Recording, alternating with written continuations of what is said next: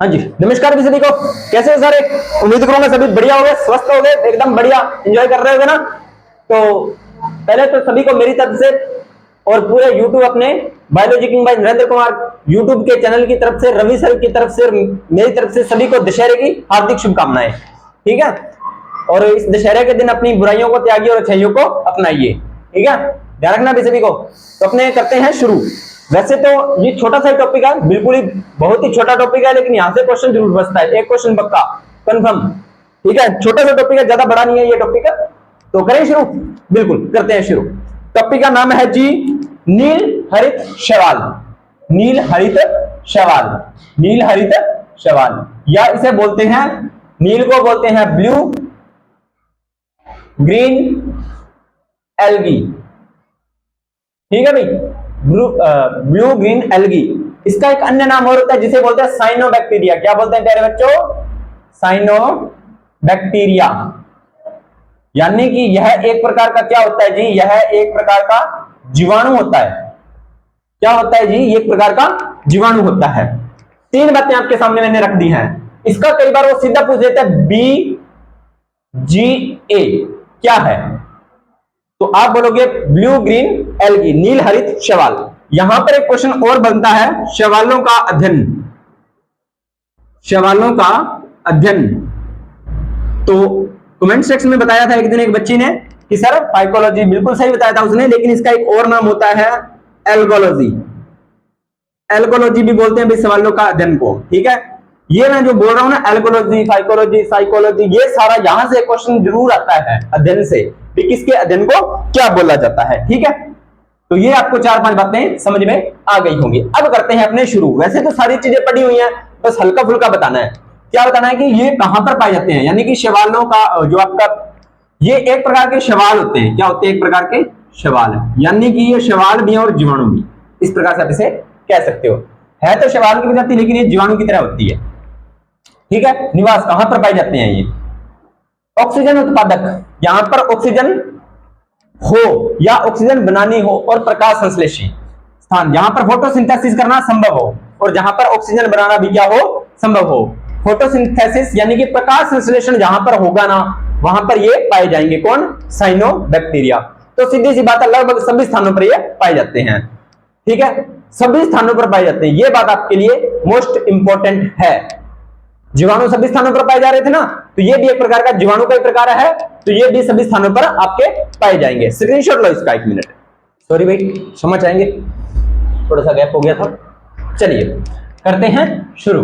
तो ये बात आपको समझ में आ गई होगी कि ये कहां पर पाए जाते हैं। जहां पर सभी स्थान है ना, वहां पर ये पाए जाएंगे नॉर्मली।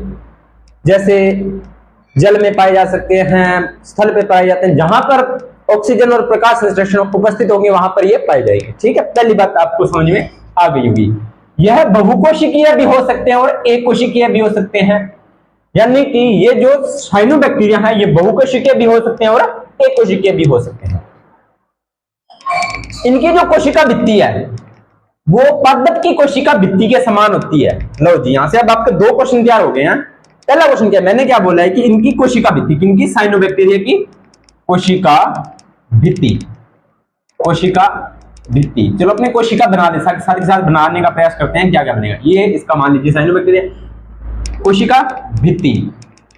अगर आपको याद हो, जब मैंने पादप वाला आपको कोशिका चैप्टर करवाया था, कोशिका चैप्टर में मैंने जब आपको पादप कोशिका करवाई थी, तो वहां पर मैंने आपको कोशिका भित्ति बताई थी। पादप कोशिका भित्ति किसकी बनी होती है? सेल्यूलोज की। किसकी बनी होती है? सेल्यूलोज की। पूरा बता चुका हूं ना कि वसु जुगाली क्यों करते हैं, ये सारी मैंने कोशिका बारे में आपको करवा दी है। ठीक है, तो कोशिका भित्ति चीज की बनी होती है साइनोबैक्टीरिया की। इसकी भी कोशिका भित्ति प्यारे बच्चों किसकी बनी होती है? सेल्यूलोज की बनी होती है। किसकी बनी होती है? सेल्यूलोज। और आपको पता है कि सेल्यूलोज, यहां पर मैं और बता देता हूं एक बात, सेल्यूलोज जटिल पॉलीसेकेराइड होता है। ये क्या होता है? पॉलीसेकेराइड। क्या होता है? जटिल पॉलीसेकेराइड। ठीक है, ये बात भी आपको ध्यान में रखनी है। मोनोसेकेराइड, डाइसेकेराइड, पॉलीसेकेराइड, ये मैं जब आपको प्रोटीन में अपने पोषण चैप्टर करेंगे ना, उसमें डिटेल से बताऊंगा। 12th बेस वाला जो अपना चैप्टर होता है उसमें ये चीजें डिटेल से करवाई जाती है। ठीक है, जब मैं 12th बेस में अपने पोषण चैप्टर लगता है 12th लेवल की साइंस में, उसमें ये डिटेल से करवाया जाता है। अभी आपको इतना याद रखना है कि सेल्यूलोज क्या है, सेल्यूलोज एक जटिल पॉलीसेकेराइड होता है, ठीक है। तो सेल्यूलोज जो आपकी साइनोबैक्टीरिया है उसकी कोशिका भित्ति किसकी बनी होती है, सेल्यूलोज की बनी होती है। ये बात आपको समझ में आ गई होगी, ठीक है। इसमें जो जनन होता है, क्या होता है जी प्यारे बच्चों, जनन होता है वो होता है जी अलैंगिक जनन नहीं, सॉरी लैंगिक जनन नहीं होता, इसमें होता है केवल अलैंगिक जनन। कौन सा, अलैंगिक जनन, यानी कि एकानेटिक प्रकार का इसमें अलैंगिक जनन होता है। अनुवांशिक पदार्थ इसमें क्या होता है, अनुवांशिक पदार्थ इसमें होता है प्यारे बच्चों सिर्फ डीएनए। क्या होता है, सिर्फ डीएनए होता है। डीएनए की फुल फॉर्म कमेंट सेक्शन में लिखना भाई सभी, डीएनए की फुल फॉर्म कमेंट सेक्शन में लिखना भाई सभी, ठीक है। डीएनए की फुल फॉर्म आप लिख लेना।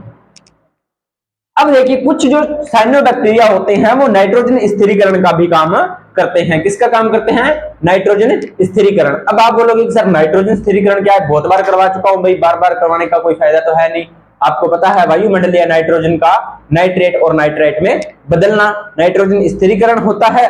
तो उसमें जो साइनोबैक्टीरिया है वो कौन सा काम करता है, नॉन स्टॉप सवाल। कौन सा, नॉन स्टॉप सवाल। कौन सा, नॉन स्टॉप सवाल। ये आपको ध्यान में रखना है, याद होना चाहिए भाई। यहां से क्वेश्चन आ सकता है, यहां से क्वेश्चन पूछा जा सकता है आपसे कि कौन सा सवाल होता है जो आपके लिए नाइट्रोजन स्थिरीकरण का काम करता है, ठीक है। तो आप बोलोगे कि सर कौन सा बोलोगे भाई, नॉन स्टॉप बोलोगे। कौन सा, नॉन स्टॉप, नॉन स्टॉप। वो है ना, कौन सी फिल्म है, मुझे याद नहीं आ रहा, पंजाबी फिल्म है, बहुत अच्छी है, जस्सी गिल की है। उसमें वो बोलता है ना क्या, चंडीगढ़ चंडीगढ़ मतलब रास्ते 5-7 स्टेशन बता देता है और लास्ट में बोलता है non stop non stop non stop ना। तो दूसरा बोलता है छत्ती तो वड्डे गणाते हजे कला नॉन स्टॉप का, वो बोलता है मैं नॉन स्टॉप नहीं किया, नो स्टॉप किया है, ठीक है। तो यहाँ पे नो स्टॉप नहीं है, नो स्टॉक है, ठीक है। कौन सा सवाल है, नो स्टॉक। ये बात भी आपको याद होनी चाहिए। इसमें शैवालों के समान, यानी कि साइनोबैक्टीरिया जीवाणु है, इसमें शैवालों के समान निगोलिक अम्ल और ग्लैक्टोज पाया जाता है। क्या पाया जाता है, एक तो निगोलिक अम्ल और ग्लैक्टोज, ये दो चीजें इसमें पाई जाती है। कोशिका विभाजन कैसा होगा, असूत्री होता है।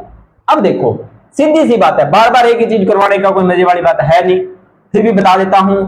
नील हरित शैवाल है, कौन सी कैटेगरी में आते हैं, कौन सा जगत पढ़ रहे हैं अपने कौन सा जगत पढ़ रहे थे, मुनेरा ना, तो मुनेरा जगत में आ गया, ठीक है। मुनेरा जगत में कोशिकाएं कौन से प्रकार की होती हैं, सर प्रोकैरियोटिक होती हैं।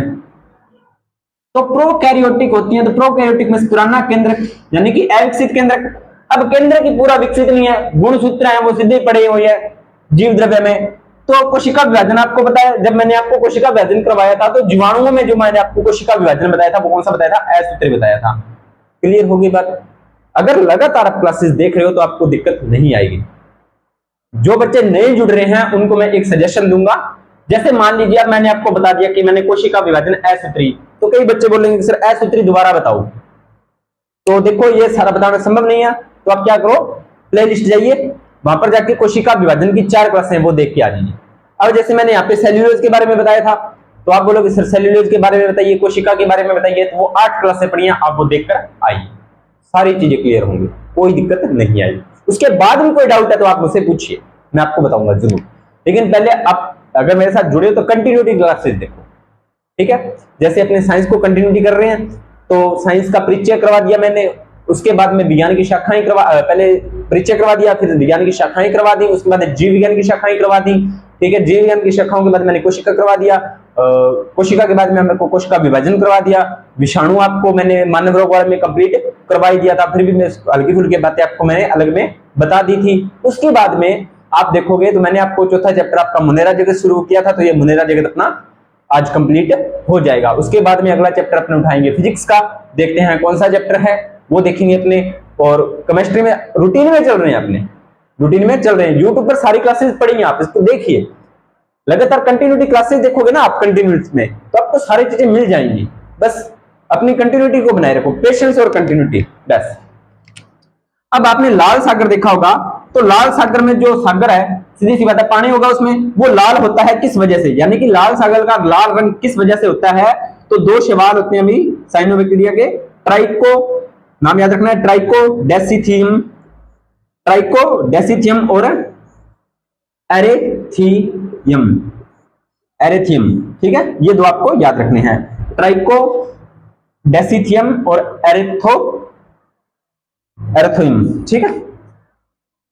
अब उसके बाद में ये जो सवाल होते हैं, ये जो साइनोबैक्टीरिया होते हैं वो जलीय जीव जैसे कि मछली हो गई और भी जो जलीय जंतु जीव जंतु होते हैं उनके लिए भोजन का काम करते हैं। तो वो कौन कौन से हैं? एनाबिना है, स्पाइरुलिन है, ओसिटिलेरिया है, ठीक है। कौन कौन से जंतुओं का भोजन, कौन से जलीय जंतुओं का भोजन, जलीय जंतु का भोजन कौन कौन से है?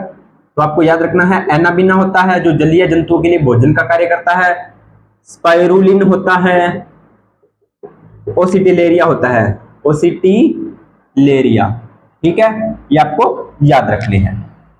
आगे बात करते हैं लाइकेन। लाइकेन क्या होता है? लाइकेन प्यारे बच्चों, एक लाइकेन की दो चार बातें हैं, यहां से कई बार क्वेश्चन लाइकेन से डायरेक्ट क्वेश्चन पूछ लेता है। तो ये क्वेश्चन ये पूछ लेता है कई बार कि लाइकेन क्या होता है, कि लाइकेन क्या होता है, बार बार माइक को भी देखना पड़ता है अभी। लाइकेन क्या होता है? तो लाइकेन एक सहजीवी संबंध है। सहजीवी संबंध में आपको बता चुका हूं कि दोनों को फायदा होता है। तो इसमें क्या होता है, एक तो नील हरित शैवाल साइनोबैक्टीरिया और दूसरा कवक, दोनों आपस में साथ रहते हैं, तो उस प्रकार का जो संबंध होता है वो लाइकेन कहलाता है, और उस प्रकार का संबंध आपका सहजीवी संबंध, ठीक है। और ये आपकी क्या कहलाती है? सहजीवी संबंध आपका कहलाता है सहोपकारिता। जब आपको आपका चैप्टर है शायद 12th क्लास की बायोलॉजी में है, ये चैप्टर शायद 8वां है, शायद ऐसा कुछ चैप्टर है, उसमें आपको ये डिटेल से करवाया गया है। जब मैं आपको करवाऊंगा तो इसको सहोपकारिता, परजीविता, ये सारी चीजें डिटेल से बताऊंगा। अभी आपको सहोपकारिता में इतना याद रखना है कि दोनों को फायदा होगा, ठीक है। सहजीवी संबंध में भी दोनों को फायदा होता है। सहजीवी संबंध का एक अन्य रूप आप सहोपकारिता कह सकते हो। तो अब सहजीवी संबंध क्या होता है? साइनोबैक्टीरिया होता है जो कवक को क्या देता है? भोजन देता है, और कवक क्या करता है? इसे जल का अवशोषण करता है और जीवाणु को सहारा प्रदान करता है। बस इतनी बातें हैं। यहां पर अपना चैप्टर होता है मुनेरा जगत कंप्लीट। यहां पर चैप्टर अपना होता है मुनेरा जगत कंप्लीट, चैप्टर हो गया है। किसी को कोई डाउट हो तो कमेंट सेक्शन में पूछ लेना। लगातार 4 या 5 क्लासेस बनी है इस चैप्टर की, तो आप उस क्लासेस को कंटिन्यू देखना, आपको अच्छे से समझ में आ जाएगा, ठीक है। उसके बाद में अगला चैप्टर जो रहेगा अपना फिजिक्स का रहेगा, और आरआरबी एनटीपीसी की भर्ती वगैरह वो सारी मैं आपको बता चुका हूं। इसके बाद भी फिर भी एक बार दशहरे की फिर से सभी को हार्दिक शुभकामनाएं भाई, और आने वाली दिवाली की भी हार्दिक शुभकामनाएं, ठीक है। और आज रवि सर का जन्मदिन भी है, तो उनके लिए हैप्पी बर्थडे, ठीक है। आप सभी कमेंट सेक्शन में लिख देना और उनको बोल देना हैप्पी बर्थडे, ठीक है। ओके, मिलते हैं नेक्स्ट क्लास के अंदर, तब तक धन्यवाद।